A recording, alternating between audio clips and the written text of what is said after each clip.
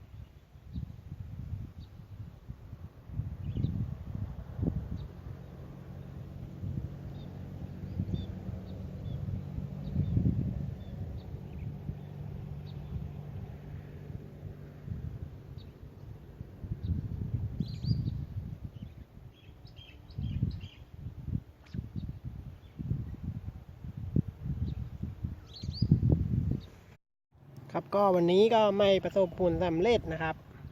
ไม่เป็นไรครับวันหน้าเอาใหม่ครับเดี๋ยวเราไปแวะดูนันเล่นะครับที่บ่อนาเทพาหรือบ่อหัวใจนะครับครับติดตามกันนะครับอย่าลืมนะครับท้ายคลิปครับมีคลิปนันเล่นะครับครับเดี๋ยวเราไปดูชมกันนะครับอย่าลืมกดไลค์กดแชร์กด Subscribe ผมนะครับขอบคุณครับสวัสดีครับวันนี้ครับเอาครับนันเล่โดแล้วครับ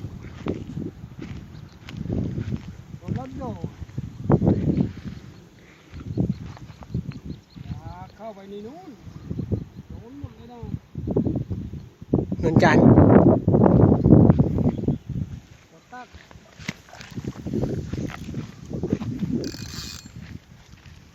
ลงไม่ได้เลยลงไม่ได้เล่นลงไม่ได้เล่น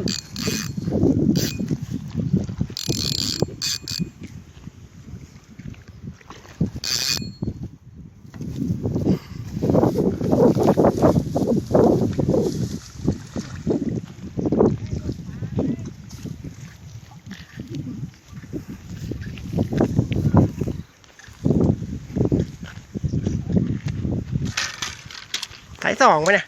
ไฮโล